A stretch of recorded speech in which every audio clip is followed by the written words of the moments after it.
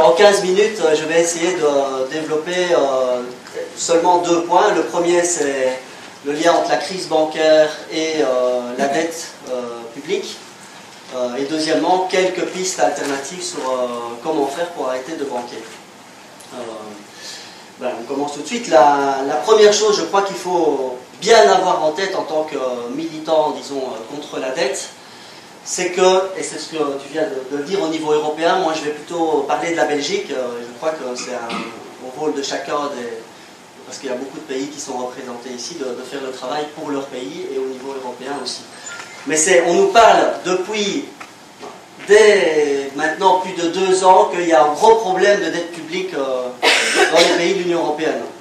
En fait, le gros problème, et Aline l'a très bien mis en évidence, c'est une crise de la dette privée. Et le fait que les pays maintenant européens connaissent des difficultés ou une augmentation très forte de leur dette publique, c'est pour une raison très claire. Il y a eu une socialisation massive de dette privée. Je donne l'exemple de la Belgique.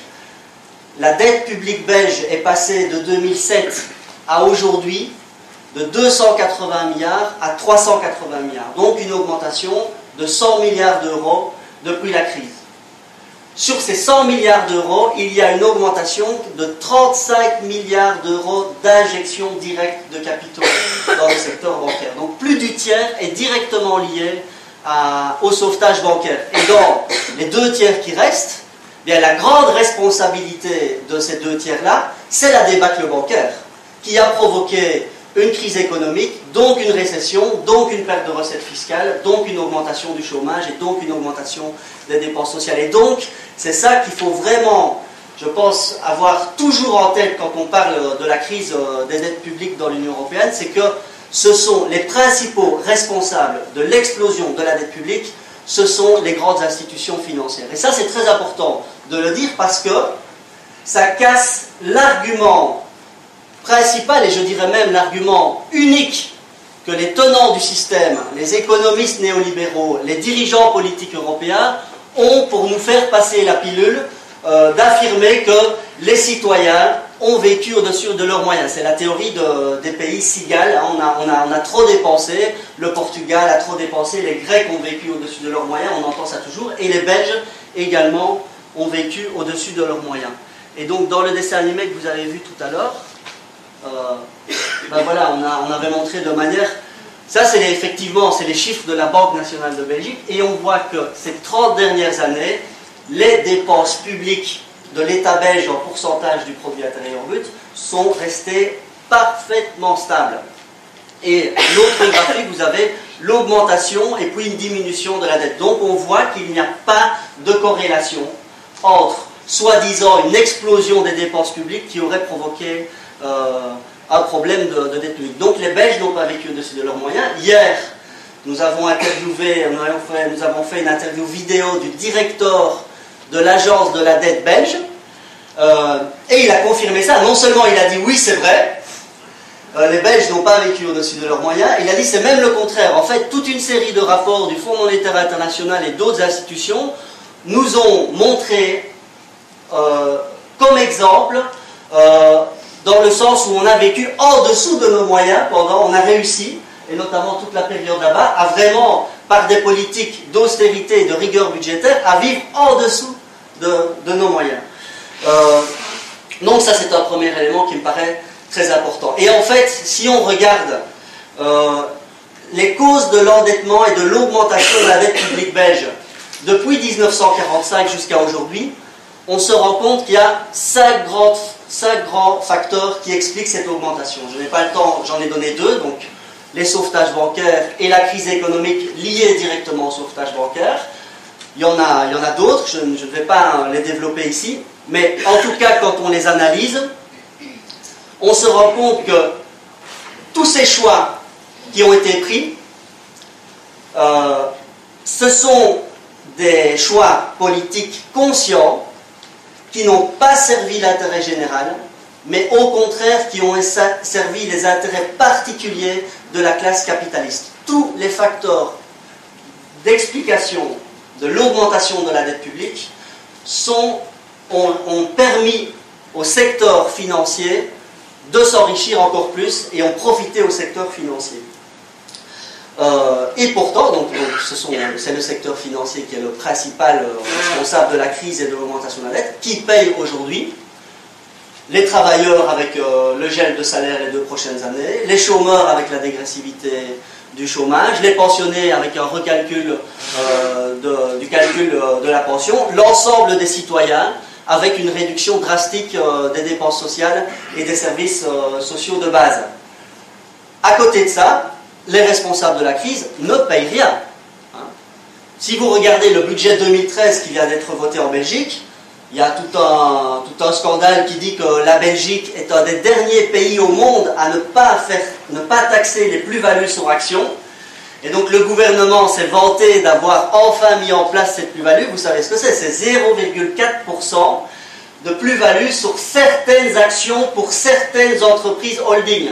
Donc c'est vraiment de la poudre aux yeux. Donc les détenteurs de capitaux qui ont profité de la dette, qui sont responsables de la crise, ne sont absolument pas touchés et ne contribuent en rien à l'effort qu'il s'agit de faire. Non seulement ils ne sont pas touchés, mais ils sont aidés. Elle a mis en évidence plus de 4 000 milliards d'euros a été donné ces dernières années à l'ensemble du secteur financier européen. Non seulement ils sont aidés, mais en plus, malgré de nombreux discours qui sont sortis y compris de la bouche de dirigeants politiques de droite comme Nicolas Sarkozy qui disait « c'en est fini des spéculateurs, on va réguler le secteur financier, on va moraliser le capitalisme », je vous le dis, rien n'a été fait.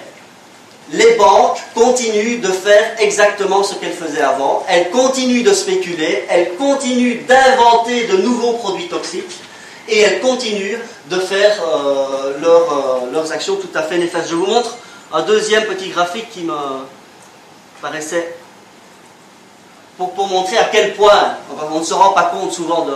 Ça, c'est l'évolution d'un des produits les plus toxiques qui existent sur la planète pour l'instant. C'est les CDS, Credit Default Swap. C'est des assurances sur le non-paiement des dettes. Je ne rentre pas dans les grandes explications, mais c'est une des causes de l'explication de la grande crise financière dans laquelle on est toujours plongé aujourd'hui.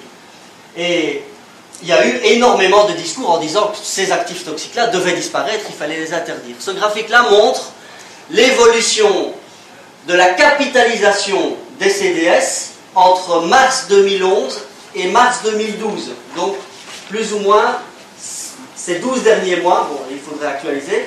Et vous voyez, donc, pour certains pays, ça a diminué. Et sinon, vous voyez, pour toute une série de pays, ça a augmenté. Vous prenez le dernier pays, je suppose que vous savez lire, la Belgique. Nous sommes numéro 1 dans l'Union européenne de l'augmentation du secteur d'un des produits les plus toxiques au monde. Donc la capitalisation des CDS en Belgique a augmenté de 45% ces 12 derniers mois. Donc on ne les touche pas et on leur laisse faire exactement tout ce qu'ils veulent et ils continuent allègrement. Et c'est normal, hein. Quelque part, on ne peut pas leur en vouloir. Une entreprise privée comme une banque qui a un objectif tout à fait officiel, un seul et unique, qui est de faire le maximum de profit, si possible à court terme, on lui dit tu peux tout faire, il ne faut pas lui en vouloir qu'elle fasse tout, évidemment. Donc, c'est pas parce que les banques sont méchantes, ça fait partie de leur logique interne. Si on ne les empêche pas, si on ne lutte pas contre ce scandale économique et financier de manière très rigoureuse, bah, évidemment, c'est tout à fait logique qu'elle continue. Et donc, j'en viens à mon deuxième point, c'est que faire par rapport à ce scandale? Ben, la première chose, je crois, c'est refuser de banquer. Il faut affirmer qu'il faut refuser de banquer et qu'il faut faire autrement. Le CADTM, un mois après la crise d'octobre 2008, où il y a eu le premier sauvetage, le CADTM et Eric, tout ça, on a tout de suite dénoncé cela en disant ce sauvetage bancaire est une arnaque, il ne faut pas faire comme ça. Si on fait comme ça, on va au-devant d'énormes problèmes, la dette publique va augmenter et elle sera le prétexte pour des politiques d'austérité dans les mois à venir. Dès 2008, le CADTM dénonçait cela. Et donc, il faut continuer à le faire et par ailleurs, il faut agir concrètement. Et c'est pour ça que cet après-midi, dans le cadre du travail de cet après-midi, mettre en avant les forces, les faiblesses, les contradictions des différentes actions concrètes qui sont menées en Espagne, en Irlande, en Belgique, en France, sont fondamentales parce qu'elles montrent qu'on peut dépasser simplement la simple dénonciation et vraiment d'agir concrètement contre le système. Tout en restant évidemment, conscient que, par exemple, sur le cas de notre recours en annulation contre les garanties d'État données à Dexia, il y a, malgré que nos arguments soient très solides, peu de chances que le Conseil d'État nous donne raison. Mais donc, au-delà de l'action concrète, il y a une dénonciation et il y a le fait qu'on va mettre ça sur le débat public. Et donc, éveiller les consciences et construire petit à petit l'idée que les citoyens peuvent prendre leur avenir en main et passer de l'indignation passive à l'action concrète. Et là, je crois qu'il y a, et c'est notre travail en tant que militants sociaux, il y a un potentiel énorme. Il y a des millions de personnes en Europe qui sont indignées, pour l'instant passivement, et qui vont se mettre en action. Et nous devons participer à ce travail parce qu'on doit toujours se rappeler que la très grande majorité des victoires sociales que nous avons eues partout dans le monde, en fait, qu'elles soient petites ou grandes, sont le produit des mobilisations et des luttes sociales. Et donc, c'est très important de travailler dans ce sens. Par ailleurs, je dirais que, encore deux petites choses, puis j'en ai fini, je pense qu'il faut aller plus loin, et que pour renforcer cette lutte, non seulement il faut construire des propositions alternatives solides, mais il faut accepter une chose. Il faut accepter qu'on aura en face de nous toute une série d'arguments économiques, financiers. Et donc, il faut y travailler sérieusement. Et une des choses sur lesquelles on doit travailler, c'est l'idée qu'aucune alternative isolée ne peut constituer une solution miracle. Le CLTM dit depuis 30 ans que l'annulation de la dette publique des pays du tiers-monde, c'est un pas nécessaire mais insuffisant. Ce n'est pas la solution miracle. C'est un angle d'attaque pour transformer la société. Mais il faut combiner l'annulation de la dette avec toute une série d'autres alternatives. Tout comme il faut combiner les procès, l'audit, avec une série d'autres propositions alternatives, la séparation des banques d'affaires et de dépôts, la régulation stricte du système bancaire, l'interdiction de la spéculation sur les produits alimentaires, et toute une série d'autres choses qui mettent cela dans un ensemble cohérent. Et ça, c'est vraiment mon dernier point. Je crois qu'il faut encore aller plus loin. Ce n'est pas une liste d'alternatives. Je crois que ce qui est très important, c'est d'intégrer toutes ces alternatives dans un ensemble cohérent qui montre de manière claire et précise qu'il faut sortir de ce système où c'est le capital qui dicte les règles. Il faut absolument renverser le capitalisme et construire une autre société où ce sont les besoins sociaux et le respect de l'environnement qui vont dicter les choix économiques et politiques. Et à tous ceux qui vont nous répondre, et ils le font depuis, et ils vont continuer, ils le feront la semaine prochaine et dans un an, que nous sommes irréalistes, utopistes, etc., ou que nous allons au-devant de catastrophes si on nous écoutait, il faut leur répondre que d'abord, la catastrophe, on y est. C'est bien les choix du capitalisme sauvage qui nous ont amenés à cette catastrophe-ci. Que les irréalistes, c'est eux. C'est que continuer dans cette voie, c'est très clair que nous allons encore plus à la catastrophe sociale. Il suffit de voir ce qui se passe dans le Sud, mais maintenant en Grèce, en Espagne, au Portugal, la direction que l'on prend nous mène à la catastrophe.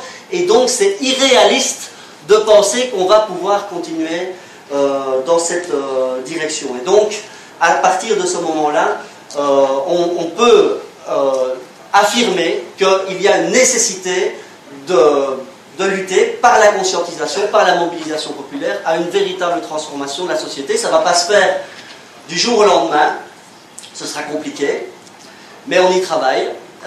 Et comme dirait l'autre, si on lutte, on n'est pas sûr de gagner, mais si on ne lutte pas, on est sûr d'avoir perdu. Et donc, s'ils ont les médias, nous, on a les faits et la réalité pour nous.